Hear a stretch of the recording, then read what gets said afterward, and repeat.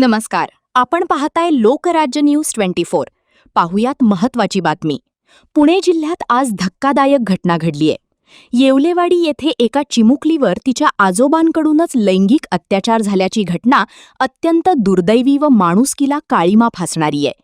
या घटनेची माहिती मिळताच स्थानिक पोलीस प्रशासन, महिला व बाल विकास विभागाच्या अधिकाऱ्यांसोबत संपर्क साधून पीडित कुटुंबाला आवश्यक ते सर्व सहाय्य देण्याच्या सूचना दिल्या आहेत. याबाबतची माहिती मंत्री अदिती तटकरे यांनी दिली आहे. दरम्यान मिळालेल्या माहितीनुसार घरात कोणीही नसल्याची संधी साधत या धनराज बालाटी नावाच्या नराधमाने आपल्या 9 वर्षीय नातीवर हात टाकला आहे. पीडित मुलीचे कुटुंब हे उदरनिर्वाहासाठी नेपाळवरून पुण्यात आलेले आहे. पीडित मुलीचे आई-वडील हे बाहेर गेले होते. आरोपी पीडित मुलीच्या घराशेजारीच राहायचा. त्याने मुलीच्या घरी तसेच आजूबाजूला कोणीही नसल्याचा फायदा घेत तिच्यावर अत्याचार केल्याची घटना घडलीय.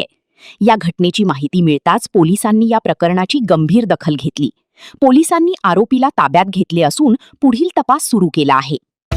महाराष्ट्रातील महत्त्वाच्या आणि ताज्या बातम्या पाहण्यासाठी आजच आमच्या लोकराज्य न्यूज 24 न्यूज चॅनलला YouTube वर सबस्क्राईब करा आणि बेल आयकॉन प्रेस करा.